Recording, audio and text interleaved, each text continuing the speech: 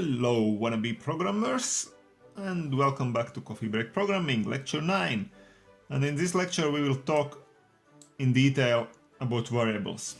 So we will see questions like, what is a variable?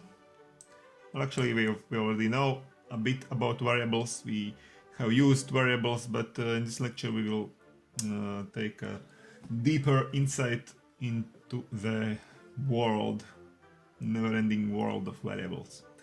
Then we will see why a variable needs to be declared and what is the declaration of a variable and the most popular data types. So let's start with the first question. What is a variable? What is a variable? So my view to variables is something like that. A variable is just a named location in the memory. So here we can see two parts of this definition: named location and the memory. So what are we actually talking about? So let's start with the memory. What is a memory? It is the performer's memory, of course. When the performer executes our algorithm, he needs to put things into his memory. You remember when we ourselves tried to act like a performer, we wrote down something like that, for example the variable x, and then we wrote down values of x, how those values change during time and so on. So this was our memory. We used a paper for the purpose of memory, and if, for example, if the performer is Bob, then it will be the Bob's memory where the variables will be stored, or Bob may take some external memory in the form of paper, for example. But in most typical scenarios, of course, the computer will be our performer of our algorithms. And in this case, the memory of computer is its operative memory called RAM. And this is a place where the performer, the computer, will store values of all our variables, of our algorithm. So the memory. And a variable is just a location in the memory, a named location. Named location meaning that each variable has a name. Each variable is just a memory location, particular place in the memory, which we have called by some name. So we have already seen some names of our variables. For example, x was our variable, or y, or n, or ans. Or ans where normally we give normal names to variables so that we can build our algorithm in more easier manner. So, for example, if we want to ask user for its name, so we would call perhaps the variable name, where we will store the user input for this particular task.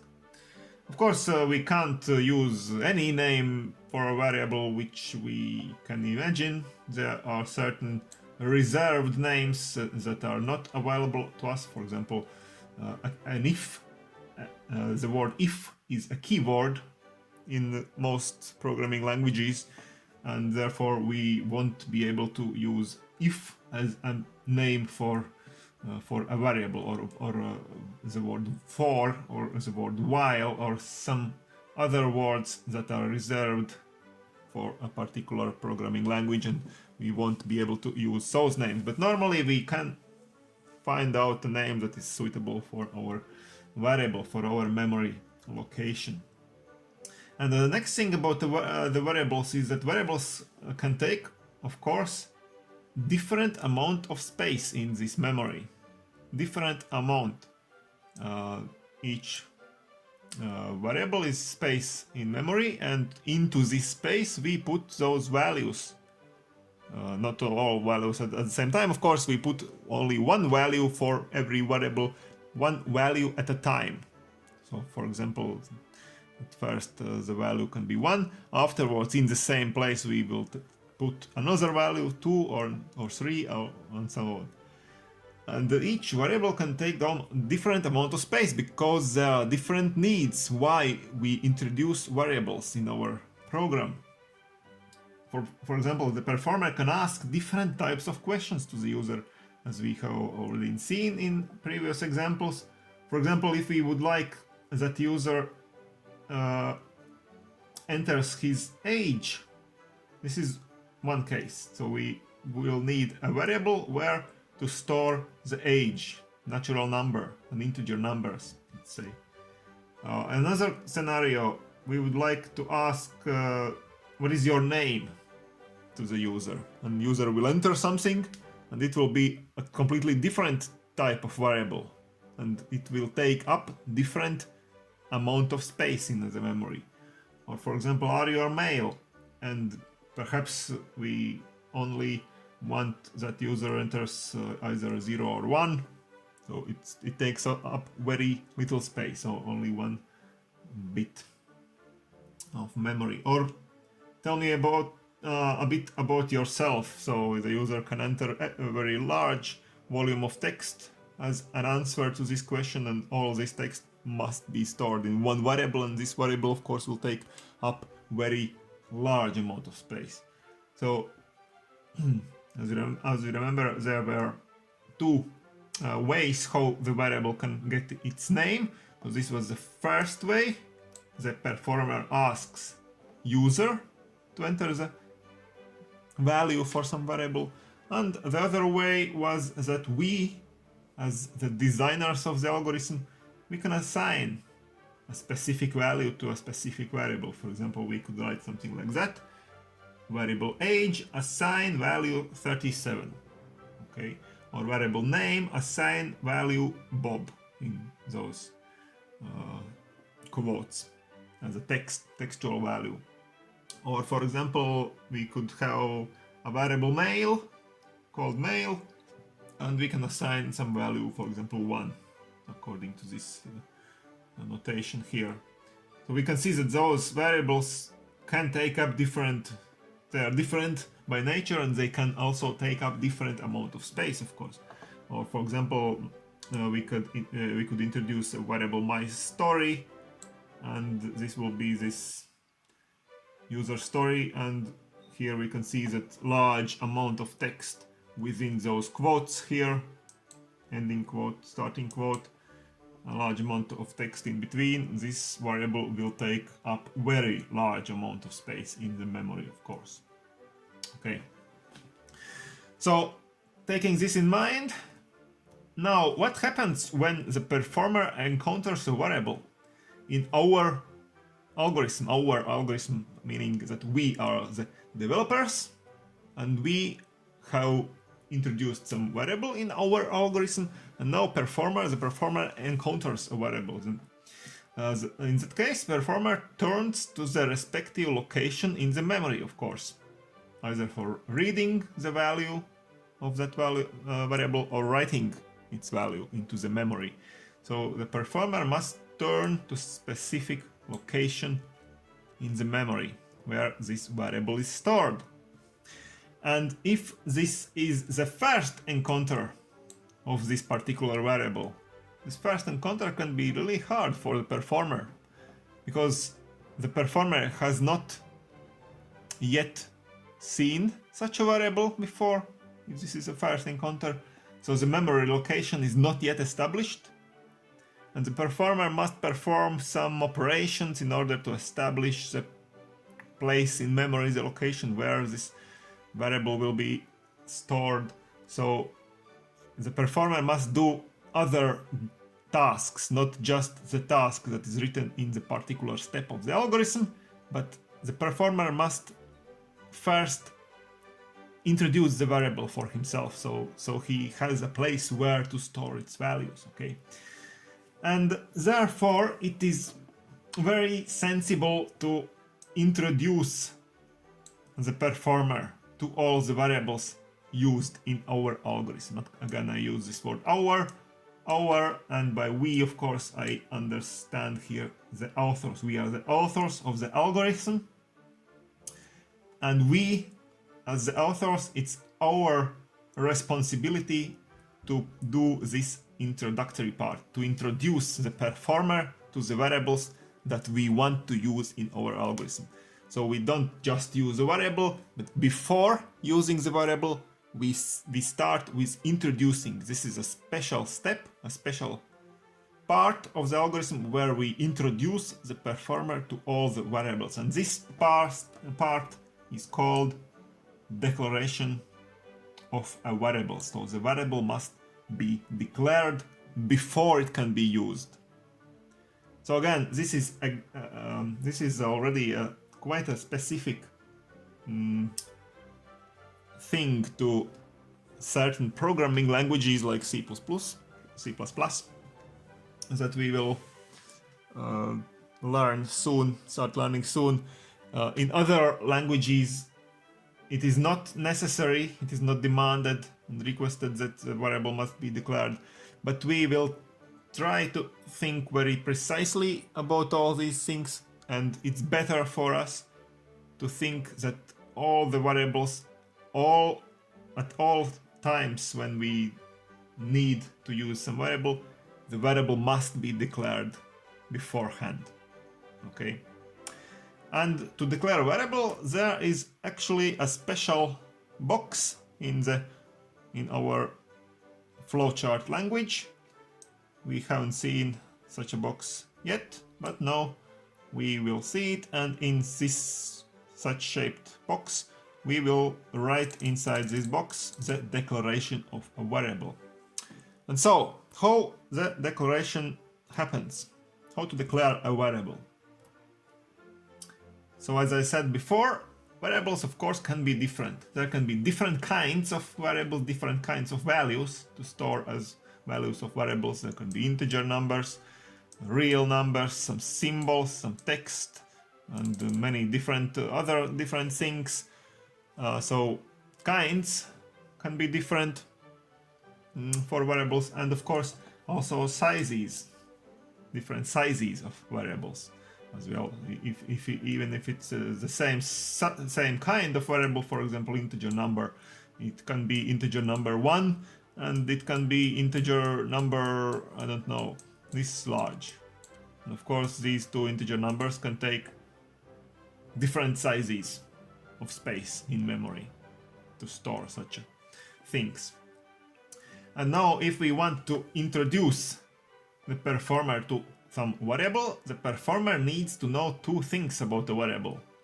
Those two things, so first of all its type, and by type I mean these two things together, kind and size. Kind and size. This is called officially the type of a variable, or data type, more precisely speaking. The data type of a variable. And there are very precisely defined data types, many data types, different data types, and each data type has its own name. We don't invent anything here, we just see what are the data types. In the next slide I will show you some data types, and every data type has its own name. Of course those names can be a little different in the different programming languages, and we will learn the names for the C++ language, of course. And the second thing the performer needs to know about the variable, of course, its name, the variable's name. So the data type is needed so that the performer knows how many bits of memory to allocate for storing values of such a type for this variable, and its name just to know where to go. The performer needs to put some name to this memory space, memory location. And this is how a declaration of a variable looks like. This is actually a completely valid declarations written in the C++ language. So actually this is the first occurrence here in our programming course where we see the C++ code, the first part of the C++ code. And actually the same thing we will start with writing the same declarations in our flowcharts, of course, in this special flowchart element. called the variable declaration element. So for example, this first example here, int x means that we are now introducing a new variable with name x, whose data type will be int. Int data type means integer numbers. Also, we can introduce more than one variable in one declaration if all the variables are with the same data type. For example, two integer numbers, x and y. We can write it like that, int x, comma, y, and introduce variables, two variables at once. Or here we introduce variable called z with another data type double.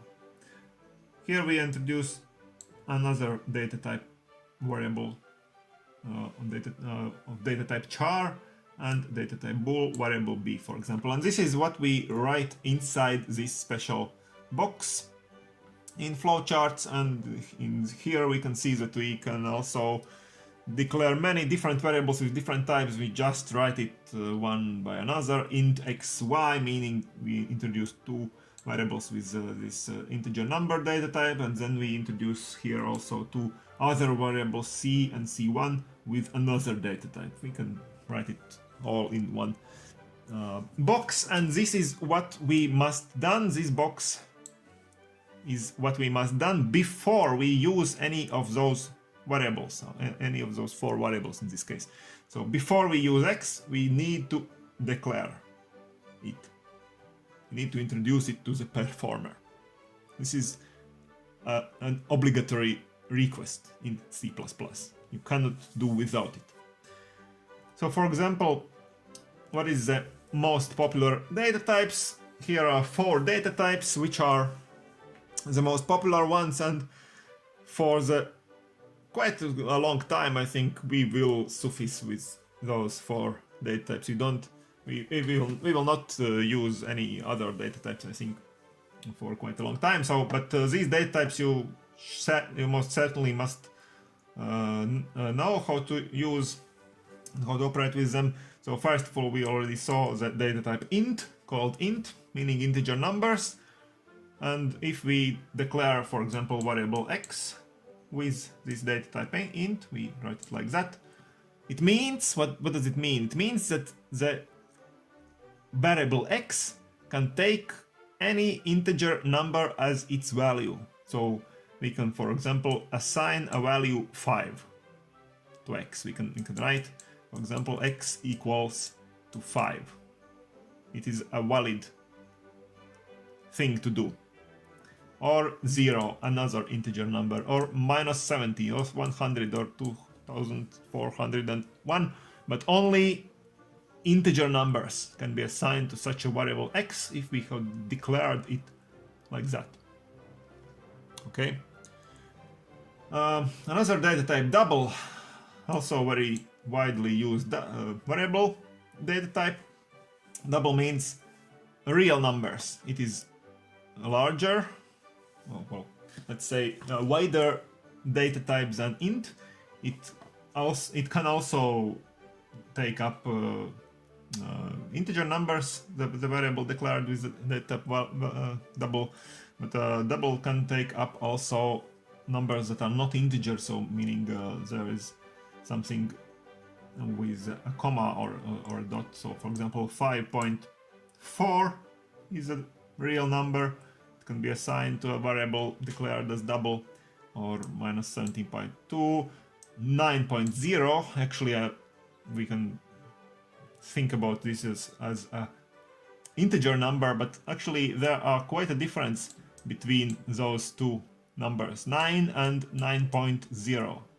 So we will see later what is the difference, but for now we just assume, and we will think about it like that, that this one is an integer number, so this is of type int, and this one is a double, or a real number.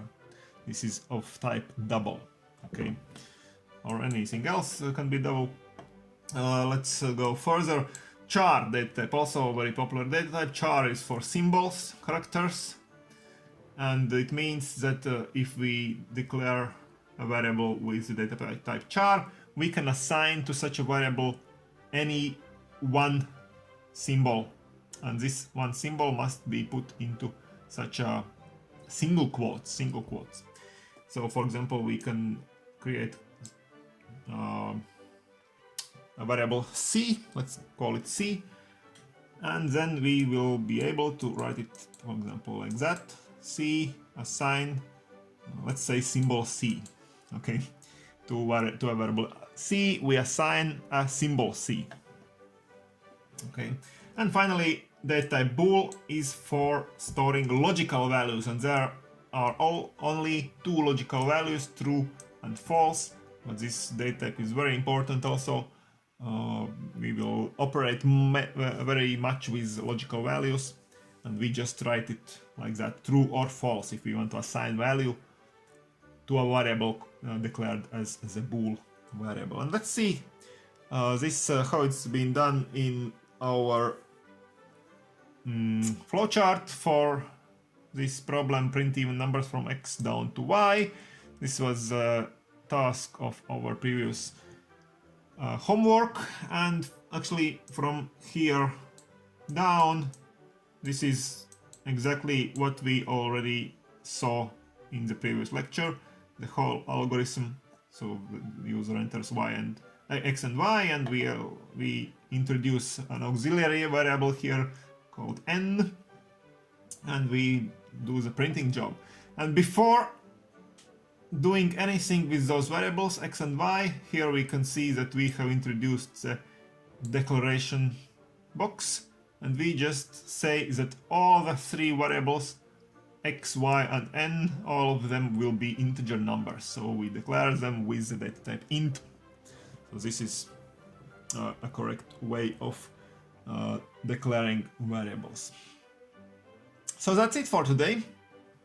We saw what is a variable in more detail. Of course, we have to go very much deeper in the world of the variables, but we at least saw the most basic things about the variables today. And then we saw the necessity of the declaration of variable, and we saw how to do it, and we saw what are the most popular data types for declaring variables. So that's it for today. I hope you will be back to lecture 10 some days later, and subscribe to my channel, and see you soon.